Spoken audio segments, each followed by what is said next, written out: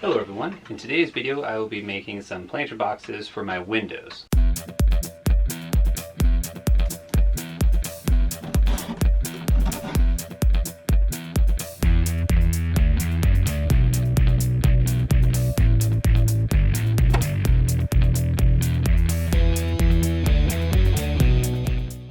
I've been looking at them for a while. We had thrown a couple of them that we had that had the kind of hay mesh in the bottom of it, and we had put those on the side and the hay mesh was missing. It was kind of damaged. It's that kind of straw-like material that they have for some of those, so it's just the wiring out there for a while.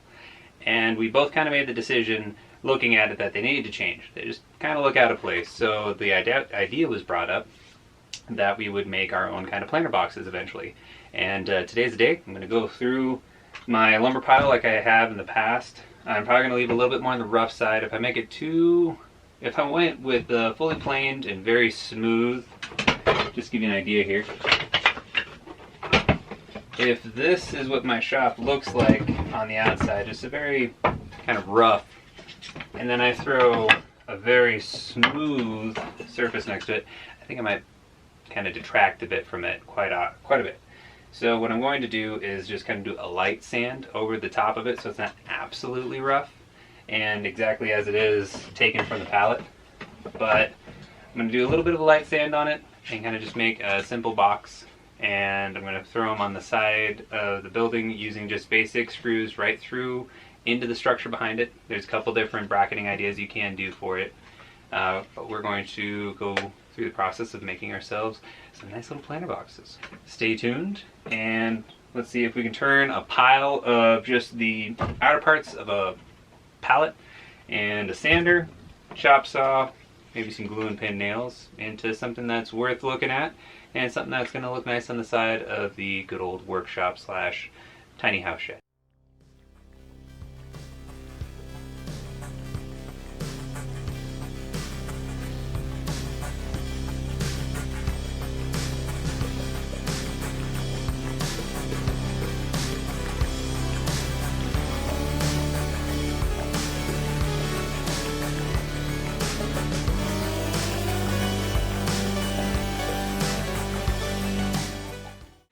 Quick update. So what I've done so far, so my dimension for my overall length is 33.5 inches. So I have made 8 cuts that are of that dimension. So I'm going to be making this 2 tall. Originally I was thinking about going 3 tall, but that just looked a little too peculiar of a shape for height. And doing with 2 tall, it actually gives me 5.5 inches overall depth once I add in the center riser, which we'll get to that here in just a quick second. So I have currently 4 sides. I need to make another 4 cuts. So these are going to be the side pieces, and these are going to be the bottoms, and these are going to be the sides slash bottoms as well. So what I'm going to currently do is go through the process of sanding this. I'm going to cut 4 more of these real quick for the interior of these, and I'm going to sand them all just lightly. Like I said earlier, I wanted to have this a little less than absolutely rustic as they are currently. I still want them to look good, but I don't want to go ultra smooth, planed, all of that hullabaloo, because it'll just kind of detract from the rest of the aesthetic of the outside shop. Outside of the shop look. We're going to go through sanding it real quick, and then I will go over the final configuration for the sides, bottom, and how I'm going to kind of do the insert slash how it all ties together skeleton of it.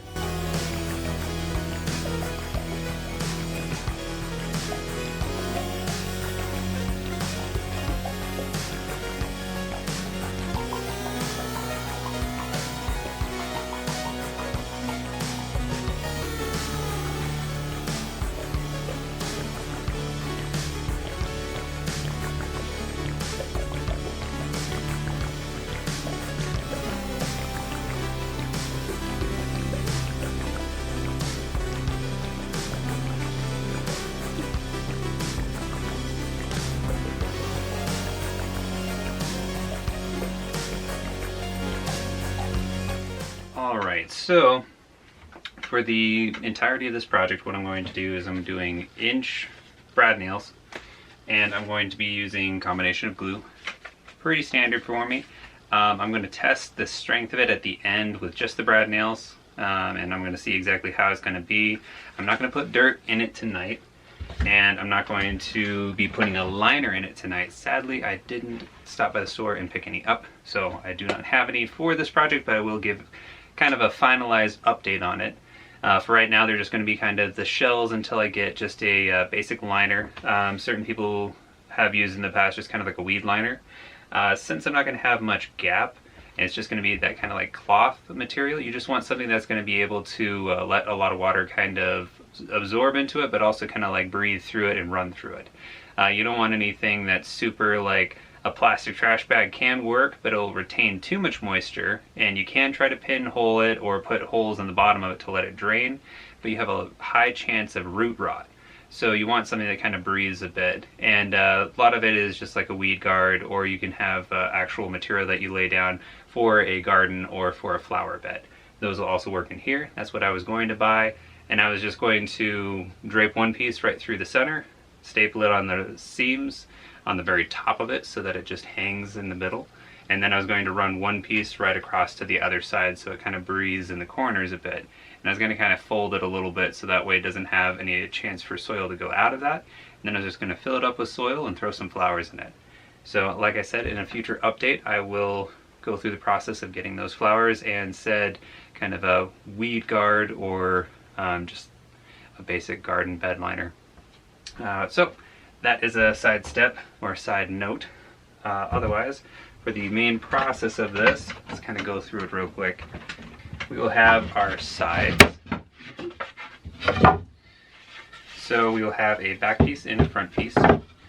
This is the one beauty of pallet wood, is you can use whatever material you want, but if one or two pieces look not quite exactly the aesthetic you want them to, like I said, I just did kind of light sanding on this, you can put them to the back and you won't be seeing that part, but you'll still have the structure of it.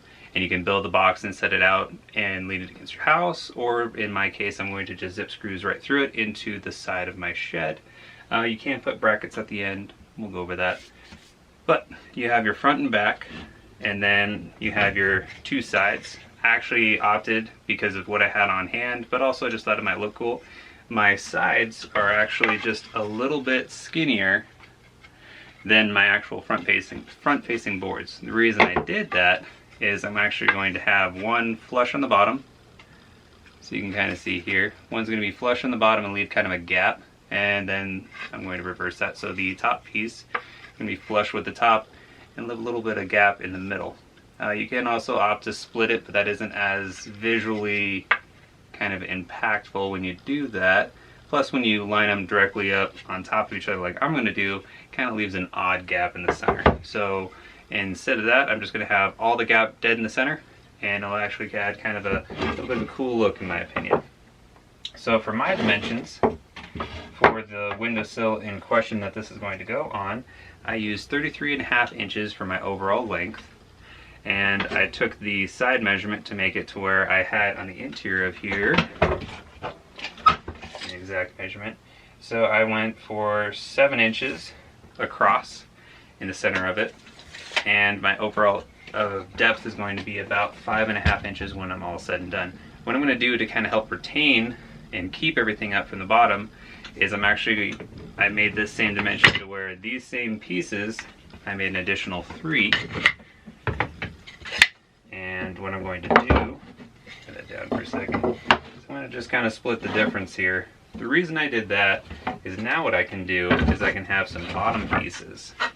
As such, I actually had a piece that was already planed on both sides, but I just kind of hit the edges of it to make it kind of match the rest of the aesthetic. So this will go on the very bottom, and I have another piece here that goes in, and they're not quite tight.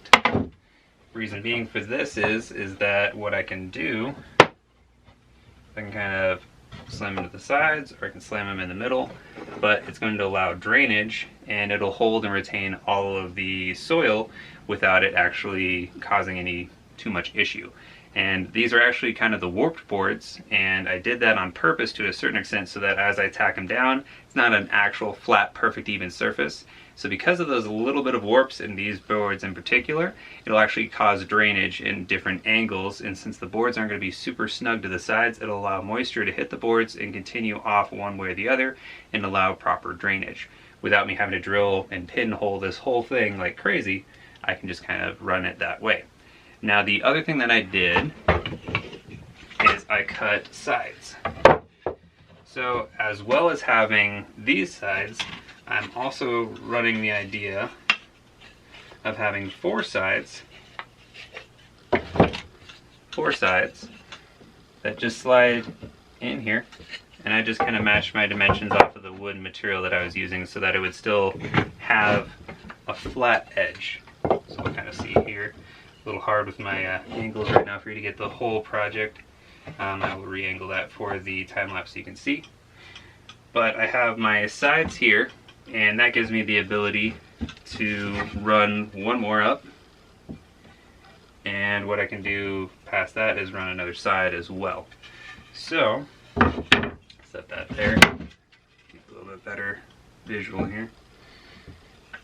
So that'll be the front, and this will be the side, and then I'll have another board just like this in the back here. And these are going to be able to tack into these, and this is going to be the skeleton of it essentially, is these four posts in the corners here. And they will get pin nails from the side. That's where I can use my thicker pin nail. And then on this edge piece here, it's just thick enough that I can get away with the same as long as I maintain an inch. And then that way I can also do the glue for surface area bond, as well as because of this distance I can do either 5 pin nails or just 3 up across that, kind of in a diagonal, so that way I don't split the wood. And I can do that on this piece and this piece to this piece, on the other side, front faces, so on and so forth. And that will tie it all together for the main structure.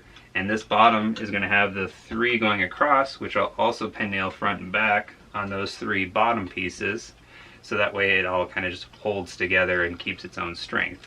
Kind of like almost an inverted crate. If you know how to build a crate or have seen any crates that are like military bases, this is basically the principle of an inverted crate. And then I'm just using kind of warped boards, so I'm using up material I already had. Because a lot of times when you take apart a pallet, you always have 1 or 2 boards that just have a horrible cup or bow to them. And this actually gets the ability for you to be able to utilize that cup and bow to actually kind of help shed water.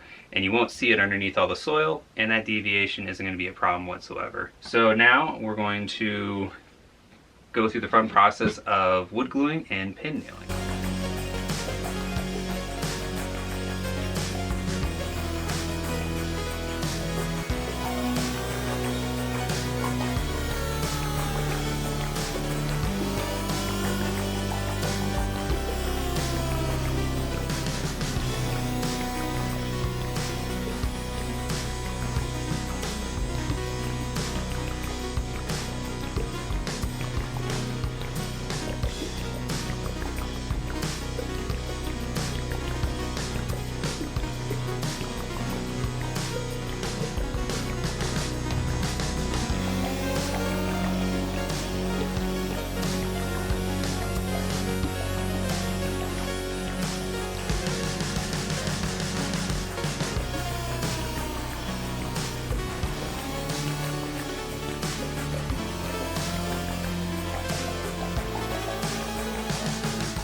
So there you have it, folks.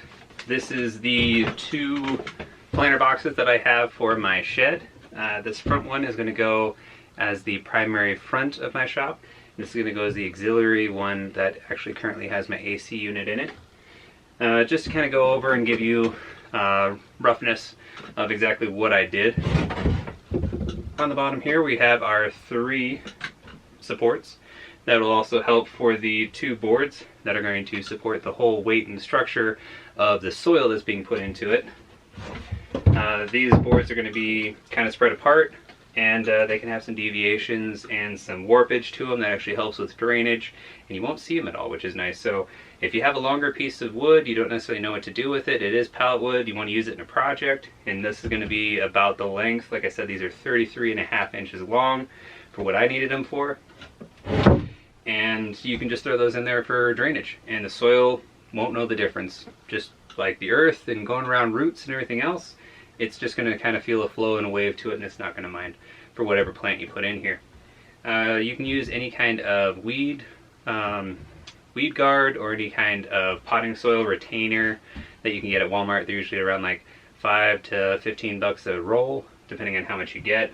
Like I said earlier, I'm probably just going to tack in the front, roll down and up and tack on the back, and do the same from side to side. I didn't have any time to get some from the source, sadly, so I'm going to mount these onto the side of the shed, but I will give an update on them later once they're fully filled with soil and I have a couple flowers in them, because might as well, right?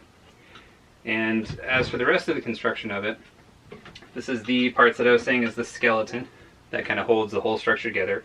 I ended up finding the best method was to build either end and then kind of build around that, building off of one side, making the sides and the 3 bottoms, and then laying it and flipping it over and popping on these 2 boards, and then sliding in and dropping in the bottom frame part here. And these don't have any real particular dimension. However thick the material is that you're working with will determine how long these are. So just make the outer box, put your 3 bits in the middle there, which is going to be the same width on every single piece of the sides. And once you have that full framing done, then you can just kind of cut these to length. They can be a little short. Like I said earlier, this is just to kind of help retain the soil, so it doesn't actually have to fit perfectly. I ended up having the option, so I made it fit perfectly on either end, but the widths kind of help with that on both of them, as you can see here. And that board had some pretty severe cupping to it in the back here that was really nice and smooth, had a cool grain, and I had been kind of like hesitant to use it in anything because it was just so warped and cupped, and it was just very heartbreaking to see it off to the side for a while there. And I realized in this instance that the cupping is going to help greatly. So these have been fun to build. They're not too hard at all, and the strength on them, I don't feel like I need to restructure, and I don't need to go through with screws. I'm going to let these sit. This is actually another thing too. Even if I had material, I'd want these to sit for a full 24 hours so that the glue can do as much holding as the pin nails. Right now it's purely the structure of the pin nails and some tacky glue at this point, and it has no real time to actually set and cure properly. So by the time I get the actual weed guard or potting retaining wall from work tomorrow, it will have had the full 24 hours to set and cure before I even think of getting any more in depth with putting soil or anything else into this. I'm going to now take these 2, mount them to the outside of the shop, and you'll kind of get to see that, do a little montage so that way you can see how they look currently. In the future update video, you will be able to see exactly how they look complete, but I think these are going to be, as is, already a great upgrade to what I had outside to begin with. So, without further ado, let's finish this project up and see how she looks.